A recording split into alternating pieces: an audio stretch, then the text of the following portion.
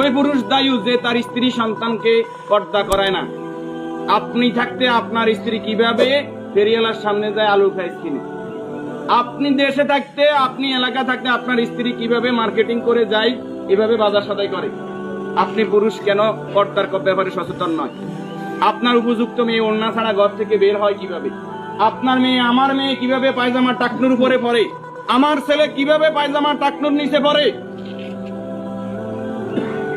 আমার টাকা দিয়ে আমার ছেলে সিগারেট খায়, আমার টাকা দিয়ে, আমার টাকার এমবি খরচ করে আমার ছেলে মেয়ে ঘরের মধ্যে গান বাজনা করে। আপনি পুরুষ উদাসীন, আপনার খবর নাই। খোদার কসম, দায়ুস ওই পুরুষ যে পুরুষ তার পরিবারকে দিন শিক্ষা দেয় না, কোরআন শিক্ষা দেয় না, পর্দার কথা বলে না। আর দায়ুস জাহান্নামে যাবে। এই দুনিয়াতে আসছে সাদা কাপড়টার জন্য, শুধু এই সাদা কাপড়টা অ্যারেস্ট করার জন্য।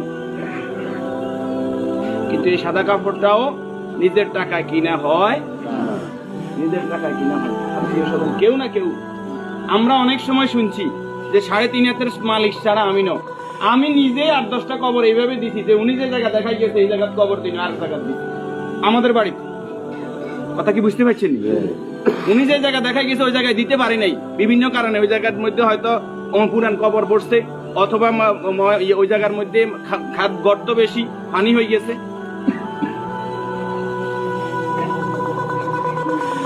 তাহলে আমার শেষ জায়গাটাও আমার নির্দেশনা মতো হয় না, পরিবারে যারা আছে তাদের নির্দেশনা মতো হয়।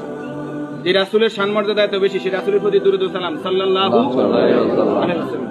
সম্মানিত উপস্থিতি, আল্লাহর গোলাম চেহারাতে বলতেছে অবশ্যই নেককার পরেজগার ছিল। আল্লাহ তাআলা ওনার জীবনের গুনাহগুলো মাফ করুন, আমিন। যে নেক আমলগুলো করেছে, দান সাদাকা করেছে, এর বদৌলতে কবর, হাসর, মিজান, ফকিরাত আল্লাহ কি করে দেখ, আমরা যারা জানাজায় উপস্থিত হয়েছে আল্লাহ আমাদেরকে মাফ করে দিন। আল্লাহ তাআলা এই পরিবারকে ধৈর্য ধারণ করার তৌফিক দান করুন। 40 জন জানাজাতে কাদেরকে উপস্থিত করাইবেন? আমাদের কত বলবো, বলতে আর বলতে মনে চায় না। সব জানেন কিন্তু আমল নাই। আপনি জানেন যে আত্মীয়তার সম্পর্ক নষ্টকারী জাহান্নামে যাবে, আপনি নিজেই সেই সম্পর্কটা বারবার নষ্ট করেন।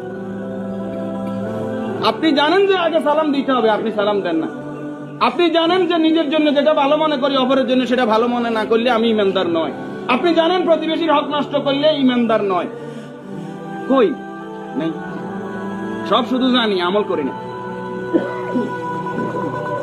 আমাদের মাঝ থেকে আমলটা দূরে সরে গেছে। এই নেককার গোলাম জানাজাতে নামাজি পরেজগার লোক, শিরিক মুক্ত লোক, আপনার দৃষ্টিতে যিনি শিরিক মুক্ত, এরকম 40 জন লোক যদি দোয়া করে আল্লাহ তাআলা ওই দোয়া কি করে? কবুল করে। 40 জন হাইবেন, আইতেন না।